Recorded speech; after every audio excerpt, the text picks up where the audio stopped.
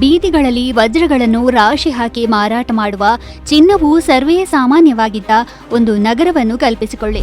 ವಿದೇಶಿ ಯಾತ್ರಿಕರು ಅದನ್ನು ರೋಮ್ಗಿಂತಲೂ ಶ್ರೀಮಂತ ಎಂದು ಕರೆಯುತ್ತಿದ್ದರು. ಆದರೆ ಇಂದು ಅದು ಶಿಥಿಲವಾಗಿ ಹೋಗಿದೆ.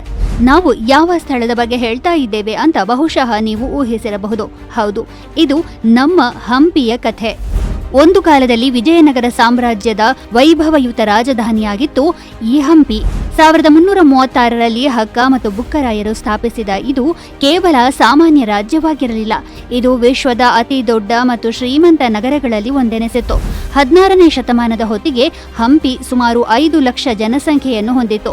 ಹೀಗಾಗಿ ಅದು ಆ ಕಾಲದ ಅತಿ ದೊಡ್ಡ ನಗರಗಳಲ್ಲಿ ಒಂದಾಗಿತ್ತು.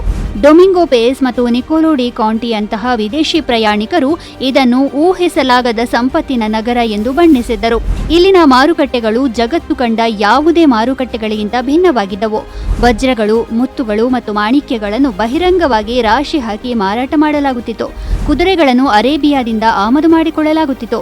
ಸಾಂಬಾರ ಪದಾರ್ಥಗಳು, ರೇಷ್ಮೆ ಮತ್ತು ಚಿನ್ನವು ಸಂತೆಗಳಾದ್ಯಂತ ತುಂಬಿ ತುಳುಕುತ್ತಿತ್ತು. ಭವ್ಯ ಅರಮನೆಗಳು, ವಿಠಲ ದೇವಾಲಯದಂತಹ ಬೃಹತ್ ದೇವಾಲಯಗಳು, ಸುಮಧುರ ಸಂಗೀತ ಪ್ರತಿಧ್ವನಿಸುವ ಸ್ತಂಭಗಳು ಮತ್ತು ಪರ್ಷಿಯಾ, ಪೋರ್ಚುಗಲ್ ಹಾಗೂ ಅದರಾಚೆಗಿನ ವ್ಯಾಪಾರಿಗಳಿಂದ ಗಿಜಿಗುಡುವ ಬೀದಿಗಳು. ಹೀಗೆ ಜಾಗತೀಕರಣಕ್ಕೂ ಶತಮಾನಗಳ ಹಿಂದೆಯೇ ಇದು ಜಾಗತಿಕ ಆರ್ಥಿಕ ಶಕ್ತಿ ಕೇಂದ್ರವಾಗಿತ್ತು. ಆದರೆ ನಂತರ 1565ರಲ್ಲಿ ನಡೆದ ತಾಳಿಕೋಟೆ ಕದನ ಈ ವೈಭವಕ್ಕೆ ವಿನಾಶಕಾರಿಯಾಗಿ ಪರಿಣಮಿಸಿತು. ಬಲಿಷ್ಠ ವಿಜಯನಗರ ಸಾಮ್ರಾಜ್ಯ ಕುಸಿಯಿತು ಮತ್ತು ಸುಲ್ತಾನರಿಗೆ ಗೆಲುವಾಯಿತು. ಮುಂದೆ ನಡೆದದ್ದನ್ನು ಊಹಿಸಲು ಸಾಧ್ಯವಿಲ್ಲ. ಕದನ ಗೆದ್ದವರಿಗೆ ಗೆಲುವಷ್ಟೇ ಸಾಕಾಗಲಿಲ್ಲ. ಬಿಜಾಪುರ ಸುಲ್ತಾನರು ಮತ್ತು ಅಹಮದನಗರ ಸುಲ್ತಾನರಂತಹ ಡೆಕ್ಕನ್ ಸುಲ್ತಾನರ ಸೈನ್ಯಗಳು ಹಂಪಿಗೆ ನುಗ್ಗಿದವು ಮತ್ತು ನಂತರ ನಡೆದದ್ದು ಪೂರ್ಣ ವಿಧ್ವಂಸ. ದೇವಾಲಯಗಳು ಮುರಿದು ಬಿದ್ದವು, ವಿಗ್ರಹಗಳು ಛಿದ್ರಗೊಂಡವು, ಅರಮನೆಗಳು ಸುಟ್ಟು ಹೋದವು. ತಿಂಗಳ ಕಾಲ ಚಿನ್ನದ ನಗರವನ್ನು ನಿರ್ದಯವಾಗಿ ಲೂಟಿ ಮಾಡಲಾಯಿತು.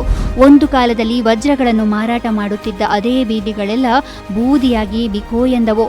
ಎಲ್ಲವನ್ನೂ ಹೊಂದಿದ್ದ ಒಂದು ನಗರ ಸಂಪೂರ್ಣವಾಗಿ ನಾಶವಾಯಿತು ಮತ್ತು ಅದರ ಕಥೆಯನ್ನು ಹೇಳಲು ಅವಶೇಷಗಳು ಮಾತ್ರ ಉಳಿದವು.